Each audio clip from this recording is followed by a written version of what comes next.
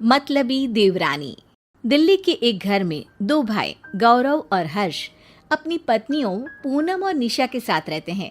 पूनम बड़ी है लेकिन बहुत सीधी भी है, जिस वजह से देवरानी निशा हमेशा उससे अपना काम कराती रहती है। भाभी, ओ भाभी, जरा सुनिए, मेरे लिए एक कप चाय तो बना दीजिए। निशा, मैं बहुत थक गई हूँ, आज तुम अपने आप ही बना लो। माँ, ये पेट दर्द। भाभी, सुबह से पेट में बहुत दर्द हो रहा है, बस इसीलिए आपसे बोल दिया, नहीं तो खुद ही कर लेती। निशा की बात सुनकर पूनम चाय बनाने रसोई में चली जाती है और निशा फोन पर अपनी माँ से बातें करने लगती है। देखा बेटी, मैं ना कहती थी इस घर में तू राज करेगी, राज। इतनी सीधी जेठानी किस्मत वालों को ही मिलती है, उसे तो हमेशा इसी तरह दबा कर रखियो। हाँ, बात तो तुम सही बोल रही हो माँ, इसके होते हुए मुझे किसी काम को हाथ तक लगाने की जरूरत नहीं पड़ती। मेरी बेटी तो है ही रानी, और जब वहाँ पूनम है तो उसे भला कोई काम करने की क्या जरूरत। इतने में ही पूनम चाय लेकर कमरे के अंदर आ जाती है, जिसे देखकर निशा फोन काट देती है। ये लो निशा, तुम्हारी चाय। अरे भाभी, सूखी चाय? हद ही कर दी आपने, कुछ पकोड़े भी ले आती। अरे अभी कुछ बनाने का समय नहीं है, मुझे घर के दूसरे काम भी तो करने हैं ना। वो तो आप हर रोज ही करती है ना, और जल्दी जल्दी करने की आदत भी हो गई होगी आपको, पर मुझे सूखी चाय पीने की आदत नहीं है। अच्छा ठीक है, रुको लाती हूँ मैं। जितनी देर में पूनम निशा के लिए पकोड़े लेकर आती है, तब तक हर्ष भी घर आ जाता है, जिसे देखकर निशा तुरंत उठ खड़ी होती है और पूनम के साथ प्यार का दिखावा करने लगती है। अरे भाभी, मना करते हुए भी कितना काम कर देती हैं। आप ना बस अब आराम से चाय पियो, बाकी काम मैं कर दूंगी। हाँ भाभी, निशा है तो आप बस उसे काम बताकर आराम किया करो। ये कहकर हर्ष वहां से चला जाता है, जिसके वापस जाते ही निशा एक बार फिर पहले जैसी हो जाती है। आपको तो बहुत सारा काम करना था ना भाभी, तो जाइए ना, करिए ना। इस तरह निशा पूनम से अपना हर काम कराती रहती। समय बीतता है। एक दिन पूनम की तबीयत बहुत ज्यादा खराब हो जाती है। अरे भाभी, अभी तक सो रही हैं? चलिए जल्दी मेरे लिए कुछ खाना बना दीजिए, बहुत भूख लग रही है। निशा, आज मेरी तबीयत ठीक नहीं है, तुम ही खाना बना लो। अरे क्या बात कर रही हैं, मैं ऐसा कुछ नहीं करने वाली।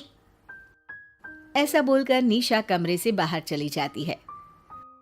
ये सब क्या हो रहा है? निशा तुम पर इतना हुक्म क्यों चलाती है, और तुम उसकी हर बात क्यों मानती हो? क्योंकि मैं जानती हूँ कि आप हर्ष से कितना प्यार करते हैं, और ये भी पता है कि वो निशा की कोई बात नहीं टालता। इसीलिए मैं नहीं चाहती कि कहीं किसी बात पर निशा हर्ष को लेकर हमसे अलग हो जाए, वो आपको अच्छा नहीं लगेगा। तुम हम सब के बारे में कितना सोचती हो। हाँ, मैं हर्ष से बहुत प्यार करता हूँ, पर तुम्हारी इज्जत भी उतनी ही जरूरी है। पूनम और गौरव की ये बातें बाहर खड़ी निशा सुन लेती है। वाह, क्या चीज हाथ लगी है, इससे ये मुझे कभी किसी काम के लिए इनकार नहीं कर पाएगी। अब निशा पूनम से सारा काम कराने के साथ साथ कभी उसकी किसी ढील पर दोनों भाइयों के अलग करने की धमकी देना शुरू कर देती है। भाभी, जरा मेरे कमरे में भी झाड़ू लगा देना, बहुत गंदा हो रहा है। निशा, कम से कम अपना कमरा तो खुद साफ कर लिया करो। अगर आप यही चाहती है तो ठीक है, मैं इनसे अलग घर लेकर वहाँ रहने को कह देती हूँ। फिर अगर दोनों भाइयों के बीच दूरियां आ जाए ना, तो आप ही जानो। हाँ। निशा की धमकियां सुनकर पूनम चुपचाप सारा काम करने लगती है। गौरव और पूनम दोनों को निशा के व्यवहार का पता होता है, लेकिन वो हर्ष को कभी कुछ नहीं बताते। एक बार हर्ष किसी काम के लिए शहर से बाहर चला जाता है, जिसके जाते ही निशा पूनम को पहले से और ज्यादा परेशान करने लगती है। अब तो हर्ष भी घर पर नहीं है, किसी को कुछ पता नहीं चलेगा। ए, जल्दी कपड़े धो, और जल्दी जल्दी घर की सफाई करना शुरू कर दे। नहीं, पूनम अब तुम्हारा कोई काम नहीं करेगी। भाभी, जेठ जी मुझे काम करने के लिए बोल रहे हैं, आप कुछ बोलेंगी या फिर मैं हर्ष से घर बदलने की बात कर दूं? नहीं नहीं, छोड़िए ना आप, इन्हें अलग नहीं करना है, मैं काम कर दूंगी। निशा, पूनम और गौरव के बीच ये सब बातें चल रही होती है। तभी हर्ष वहां आकर सब कुछ सुन लेता है। निशा, मैं तुम्हें घर की लक्ष्मी बनाकर लाया था, पर तुमने तो पूरे घर को आग लगाना शुरू कर दिया। हर्ष की आवाज सुनकर निशा सहम कर बात बदलते हुए कहती है, नहीं नहीं, ऐसा कुछ नहीं है, भैया भाभी झूठ बोल रहे हैं।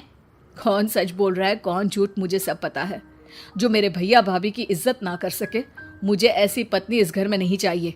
अभी के अभी सामान बांधो और अपनी माँ के घर जाओ। अपने पति की बात सुनकर निशा डर जाती है। नहीं नहीं, प्लीज मुझे माफ कर दीजिए। मुझे समझ में आ गया कि मैं कितनी बड़ी गलती कर रही हूँ। मैं आपको छोड़कर कहीं नहीं जाना चाहती। आज के बाद दोबारा ऐसा कुछ नहीं होगा। भाभी, मुझे माफ कर दीजिए ना। इट्स ओके निशा, तुम्हें अपनी गलती का एहसास हो गया, इससे बड़ी बात कोई नहीं हो सकती। हमें तुमसे कोई शिकायत नहीं है। और हर्ष, तुम भी इस बात को अब भूल जाओ। बड़े आखिर हमेशा बड़े ही रहते हैं।